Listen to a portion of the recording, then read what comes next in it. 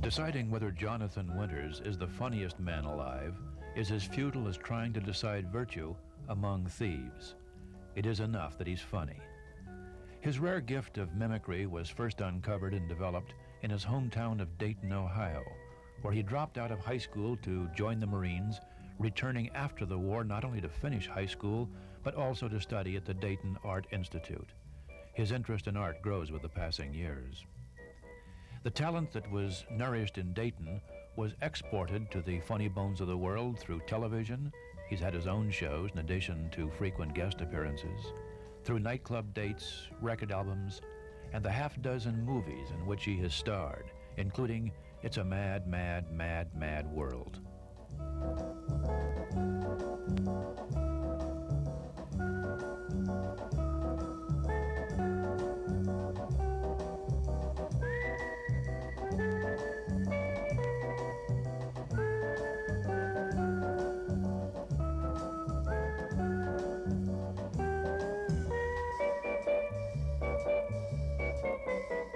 Jonathan, you're reportedly writing a book which is dedicated, so I am told, to all the people who are overly sensitive.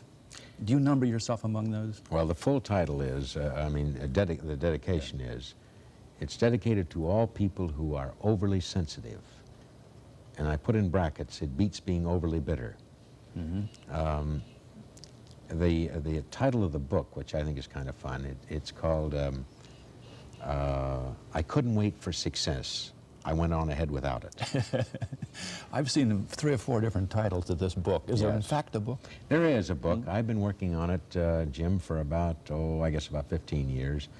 But fortunately, or unfortunately, I've been working a lot, and as you know, to sit down and write a book, and I'm really not, working with a ghostwriter or anything else, I'm doing it myself. It's very difficult work. It's very difficult, and I know I'm not a novelist by any matter of means. I think I'm somewhat of a writer, if nothing else, with regard to my comedy. But I want to do it myself. It's me. If it doesn't sell, that's all right. At least I want one copy so that my kids can read it, if nothing else. Are you overly sensitive? Yes, I am. We know it's a disadvantage in certain respects. Yes, it is a disadvantage in many ways, because if nothing else, you're very vulnerable to everything. But I think, without sounding corny or saccharine, I think that we that are overly sensitive lead richer lives because of it. Why? Why richer? Well, because we're on a frequency, we're tuned in to more than the guy certainly that is hard-nosed and bitter and bugged and just takes everything just, right down the line and says, all right, you guys, who has little or no humor or sensitivity. Mm-hmm. But it does leave you vulnerable sometimes. It does leave you vulnerable. You're very vulnerable to a lot of hurts. And people on a number of occasions are inclined to say cruel things to you. And you take everything. An overly sensitive person does take everything. He takes all the arrows, so to speak. But as I say again, I think we lead richer lives. Is this the way you were when you were a child in Dayton, Ohio? Yes, I was. My life is not unique to that of many others. You were an only child. Much is made of that by certain people, isn't it? As though I always kid about it, and I say I didn't have any brothers or sisters, but that means I'm first on the will. My father, interestingly enough, is 75 today. My mother died a few years ago. She was in radio in Ohio. My father was born in Ohio. I was born in Ohio. Mm-hmm. My father and mother were divorced when I was 7 years old. This was a blow to you at the age of 7, of course. It would be a blow to any child. Of course. Because, as you know only too well, children are very cruel, and kids would come and say, hey, where's your old man? And I'd say, well, he was off in the Army, which he was. He was in a 3C camp out in Utah and Idaho. And they'd say, your old man's dead, or you don't have an old man. I said, yes, I do have an old man. He's very much alive. But I'd run around in back of a tree and cry and then come back, and it was a tough time for me. Humor so often is a shield against pain or frustration. Emerson once said a great thing, which I've never forgotten. He said, humor is the mistress of sorrow. Yes. I think that's great. So in a sense, a person of your sensitivities with this kind of a life might even be driven into humor as a kind of protection. Oh, sure. Oh, sure. It's a great shield, a great sheet of armor for you. You dropped out of high school ultimately to join the Marines at the age of 17. That's right. Now, why did you join the Marines? Of course, the war was on. Well, it's a very simple story. There are terms that you hear in school that teachers will say to parents, the boy's slow, which is a kind word for saying the boy's dumb. I was not, I don't think, dumb. I was very backward in one subject, which I'm now backward more than ever because of how it changes over the years, and that's mathematics. My father was a mathematician. My stepfather, no less, was a mathematician, was an engineer, my father being an investment broker. And I was pathetic at math. I can go back instantly. I have almost total recall when my father would say, if I give you 1 apple and give you 7 apples, how many apples do you have? And I would say, with my little funny humor, you have too many, which laid a big balloon, you know. But no, I knew that I was failing. I knew I was in trouble. I was in trouble emotionally. I was in trouble with my studies. I was in trouble in every department. The war was on, gave me a great excuse to join the Marines, which I ran right down to the post office, raised my hand, and I was in an hour. And off to the Pacific. Off to, yes. I spent 6 months in Naval Hospital before I went over. I had acute nephritis, a kidney disease, no less. And spent a year, only a year overseas. I was a seagoing Marine. I was on the, interestingly enough, the only aircraft carrier, Essex-class carrier that wasn't hit, the Bonhomme Richard, or Bonhomme Richard, CV-31. We were the only big one that wasn't hit, and we almost got it. Yeah. It's been written about you that you were greatly influenced by a grandfather who was a banker and influenced in terms of comedy. Now, bankers and comedy don't go very well together. My grandfather's name, who I always thought was a great, and his name, a theatrical name, was Valentine Winters. VW, V. Winters. And he had a great sense of humor. He told me, he said, I wish someplace, maybe in the next life, I can be in show business. I know I can't in this life. He was a banker. He lost the bank in the Depression, and we became very poor in a matter of seconds. But he had a great sense of humor. He loved show people. He was in amateur shows back in Ohio. He used to take a little funny wagon and horses down to a little town called Bellbrook, and they'd put on shows. He had a number of friends in show business. Grant Mitchell, if you'd remember him, a character actor. Minna Gomble was another woman that he knew, an actress. And he took me to Hollywood to meet some of these people. We took the train in those days. This is 1940, a year before the war, and had a fascinating time. He was, he told me a story I must tell you. In my house, I have a photograph of him, several, but one great one, which is a classic photograph. It's in a Mark Cross leather frame, and in the picture, I know a few pictures who are titled this way, certainly to their grandchildren, or taken this way. And the title is to Bozo. He called me Bozo, not Johnny or John. He called me Bozo from Bozo Snyder and Sliding Billy Watson. They were a burlesque team. So he said, to Bozo from your old college chum, alias Valentine Winters. That was his title, which I just cherish. It's great hip humor for a 77-year-old man. And then he had on a Homburg hat, he had a cashmere scarf and an overcoat. And I said, why, like anybody would say, why would you wear a Homburg, a cashmere scarf, and an overcoat? He said, first of all, I have very thin hair. I'm very conscious of that. And the people in the years to come will say, why the hat and this and that, but they'll never know that I lost my hair. Number two, I have a lot of wrinkles, and I look like somewhat like a turkey gobbler here, and I'm very sensitive about that. So I put the scarf on to hide them. Makes sense, right?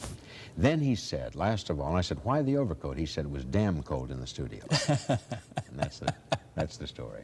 Was he a mimic at all? Did you get your mimicry from him? Oh, yes, he did a lot. We, when the Depression hit, like many people, they turned their homes, big or small, into boarding houses. So the old house that my grandfather lived in up until the time he died turned into a boarding house. And we had, I guess about a half a dozen people that lived in this big house. And he would mimic all of them. He had one guy that had a rug, you know, a wig, and he called him Lord Falsthatch. And of course this man hated him for it, but he was guest in the house and he went along with it. But he'd always say, I remember my grandfather saying, "Good evening, Lord Falsthatch." Oh boy, this guy'd go, please, you know. But he was funny. Yeah. He was a great guy, great sense of humor, great gentleman. After the war, you came back and finished high school, and then went on to the Dayton Art Institute. Right. Obviously, you were motivated to go into art. Commercial art? I went to college. I went to Kenyon. I always say I was in Ohio. I was in college for about an hour. It seemed no more than that. I was heavy in the sauce those days, like many people. It seemed like many people because I thought everybody was bombed around me. I thought everybody was bombed in the service, and many were. But I was having a great party. I had emerged as not a victor or anything or a hero, but I'd survived, if nothing else. So I continued to party. I was in Kenyon about a year and dropped out, again because of my studies. I was a problem student, obviously. But I did want to be an artist. I went to the Dayton Art Institute, a fine little school in Dayton, not like that. My wife went to Sarasota and also to Colorado Springs. She got her master's degree at Ohio State. But you met her at Dayton. Yes, I met her in Dayton. She's a Dayton gal. And I studied for 3 years in Dayton. What were the roots of the interest in art, you know? No, because neither one of my parents painted, not anybody in my family to my knowledge. But I wanted to be, of all things, Jim, when it started out, a political cartoonist. Oh. But I dropped that, and today I painted over the years. I went through a period where I was, as I say, in trouble in many departments and couldn't get it together. But in 1960, started to paint again. And did not a lot, but a number of paintings and drawings and inks. And then 3 years ago, I sat down with my manager, George Spoda, and I said, I want to do my first art show here in Los Angeles. They may very well put me in the sink, the critics, but I don't care. I want to do it. I think it's time. It's something I want to turn to in a handful of years when I retire, and so I did it. And I got a great That's notice. after about 10 years of going back to painting again. So it took me these past 3 years to put this show together. It took me 3 years to do about close to 60 paintings. Yeah. I'd like to take a look at several of those, Jonathan, because they're unique. I know very little about art. Well, the great thing about the critic, who is a top guy on the coast, his name is Henry Seldes. He compared me to Paul Klee and to a Belgian painter called, yes, Miro, but to a Belgian painter called René Magritte. Oh, yes, because this one in particular reminds me just a bit of well, that one doesn't, of Miro. No, he took it away first. You have to put it back. Yeah. No, he's got, wait a minute, put the other one back here, if you will. The one in your hand. We haven't seen that. That's it. That's right. That's the one that reminds me so much of Miro. This is called the Umbrella Dancers, and this is one of my wife's favorite and one of mine. It's interestingly enough was done on canvas board. Most of my things are on canvas, actually. It's done on board, but we've kept this. This wasn't for sale on the show. I just liked it. It has a Miro quality to it, really. Is there any relationship in your own mind to what you paint and what you perform?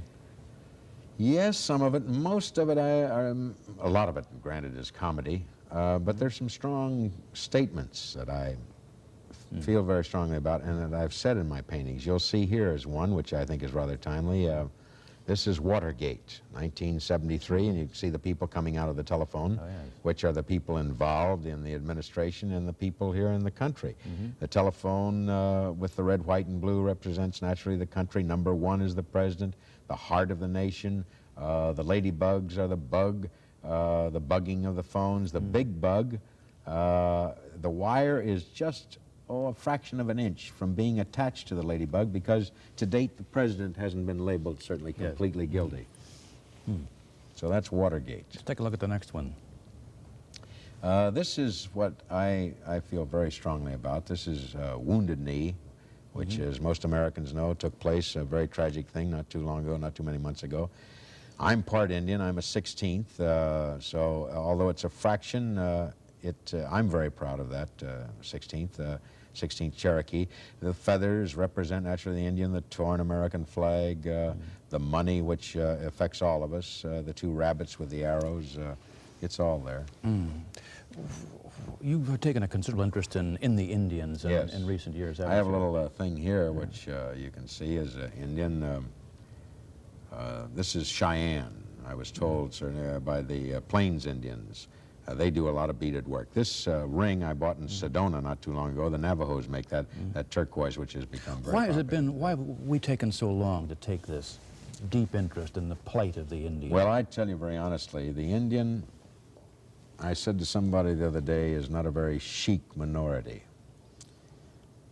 Someone once said to me, again not too long ago, well, we're talking about 800,000 people, who cares?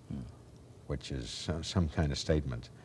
That in itself makes a reason. 800,000, good Lord, the people that own this country, the 48 states, and developed it, and their philosophy, their whole thing was buried for so many years. It's a very tragic thing, and when people say, what can I do for the American Indian? Or, again, what's the major problem? Well, it's almost easy, and yet it's very difficult. It's not just starvation, it's not just the economy and jobs, or blending into the white society. The problem is right there in that television set. Every minority, or at least almost every minority, 90% of them, can look into that magic box and say, hey, I can identify with somebody. Their own culture is just being swallowed up. The Indian doesn't have any hero. Yeah. Maybe a football player like the boy that played up here for Washington, I can't for a minute think of his name, Johnny Sixkiller. Jim Plunkett, I think, Indian. But two men, you know. Yeah. Used to be Allie Reynolds, who pitched for the Yankees, but the kids, it's not enough. They need some heroes. They need a guy at second base. They need a guy in Washington. They need a painter. They have some wonderful, fantastic painters, but they need a man like Andrew Wyeth or Picasso. They need some names to say, hey, there's some of our people. That's the way you find your own identity, isn't it? In people outside yourself that gives you that identity. You, I'm going to go back now. Your history of performance, I think, is extremely well known, but you did begin in an amateur hour, so I understand that your wife persuaded you to That's right. I'll tell you, talking about art for a minute again, when I was in art school, I was in my 3rd year, Jim, and my wife sat and looked at my things. I brought them home one evening, and she said, you know, your stuff stinks, which is a rather strong statement. Yes, even from a wife. Yeah, it's not just a little, you're just missing, or it's not bad, it stinks. And I began to look at it, and I said, you know, sweetheart, you're right. She said, you're not ready to become an artist, and I'm not ready to starve. So, thank God for her and many little things that happened, but she was right. I wasn't ready. It was bad. But I didn't have a wristwatch at the time, and she saw an ad in the paper about an amateur show at the Colonial Theater in Dayton, Ohio, which is gone now. And she said, look, you're always clowning around here in school and at home, and you are funny. It's one of the reasons I married you, because you've got a great sense of humor. She said, but most of all, you need a wristwatch. Why don't you go down to the Colonial Theater and see if you can win it? Well, I went down and won it. What'd you do? And I did an old routine. In those days, I was doing impersonations, and I did Clem McCarthy at the Indianapolis Speedway, and then brought in some Hollywood characters. But I won the show, got the wristwatch, and became a disc jockey at WING in Dayton. Then on up to, till the time you had your own show on television, several shows you've had, as a matter of fact, and have your own now. Now I have the Wacky World of Jonathan Winters, which is seen on Channel 2 here in CBS New York. Somebody's described what you do in performance as a kind of verbal painting, and that you are, I suppose, holding up a mirror to our foibles and our hypocrisies and so forth. So in a sense, funny as it is, and it is terribly funny, sure, there can be a kind of message. Oh, yes. Oh, sure. My show this year and this past year has been, to me, I've literally waited 24 years, because that's the length of time I've been in this business, to do this type of show. It's a half hour, good or bad, it's the way, it's like the song, I did it my way. And it's improvisational, there's no script, no cue cards You prefer that? And that's, yeah, sure. That's the way I like to work. Were there models for some of the characters you're well known for? Yes. What about Grandma Frickett? Is Grandma there a model? Frickett, oh yes, Grandma Frickett came from a great aunt of mine, not a great aunt, but a great lady. God rest her soul, she died around 84. Her name was Aunt Lou Perks, born in Springfield, Ohio. My grandmother's, my mother's mother's sister, 4 gals in the family. She was a big, heavy-set woman, and always, I remember her with snow-white hair. She was what Grandma Frickett is, she was a hip old lady. She was bright. She would do something that no grandmother in those days certainly would dream of doing. She'd give me a little glass of wine and some fudge, even let me hold and take a puff from a cigarette. I'm talking about age 9 or 10, and taught me to gamble, play poker. She was a great gal. And so I patterned my character, Grandma Frickett, after my Aunt Lou. You must not only be observant, but must have to be a good listener. Yeah, as much as I'm talking today, I'm a great deal like a sponge. I move in and soak it all in.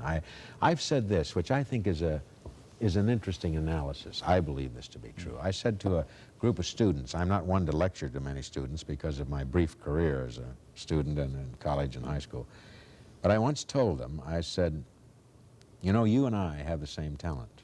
It sounds a little strange, and some people raised some eyebrows and said, oh, come on. But it's true.